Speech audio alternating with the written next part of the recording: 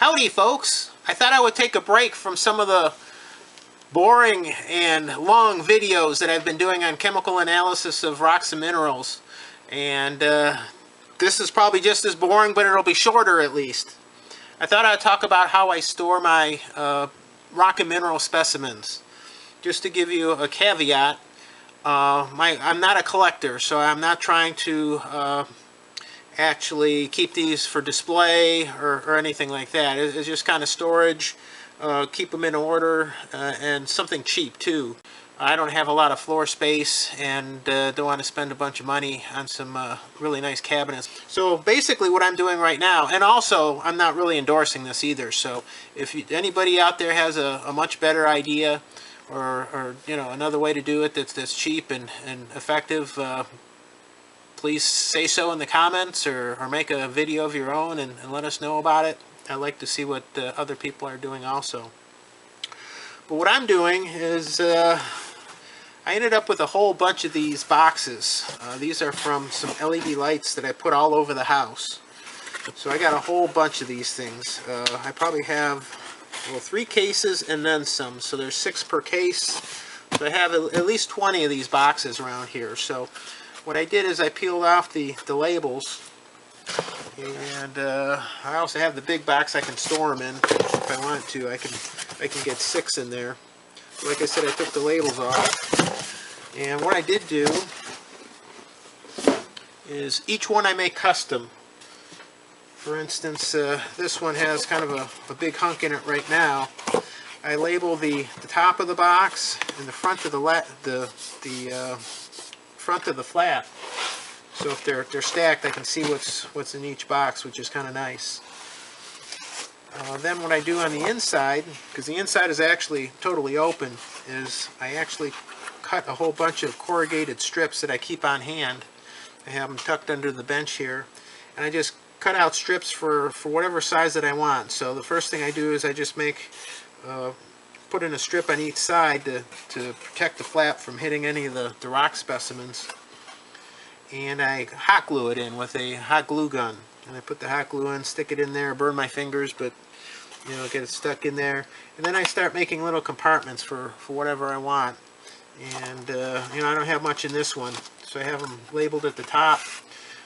What I don't have, and what's a weakness, but for me it's not that big of a deal, is I don't have a number actually. So if I mix all these up, you know, I don't know what's what, but since it's a small box and I do know what's what, I didn't bother numbering them. But you might want to put a number on here and then put a number on the rock that, you know, classifies it to the label and to which box it's in case things get mixed up. But like I said, for me, these are just personal samples. I know what they are.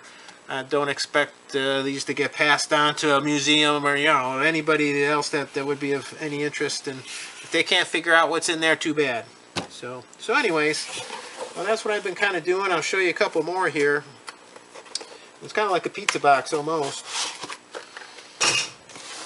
So every, you know, outing that I have, or if there's a particular area that I've been you know, picking up rocks or prospecting, I'll kind of put them in a box, and it's kind of nice because I can kind of fit a representative sample of everything in one box. And this one actually has a whole bunch of different materials in, and as you can see, I can make a custom dividers anywhere that I want. And the hot melt glue actually fluoresces quite a bit, and I wanted kind of a dark background because in this particular box a lot of these samples do fluoresce. There's some fluorescent calcite and a few other things, so I painted it a dark brown just because I had brown paint, but I painted it a dark color. So once again, I got everything labeled, you know, all the compartments filled with whatever it is. It's kind of nice because, you know, they're not going anywhere. They're not going to get mixed together because the lid falls short.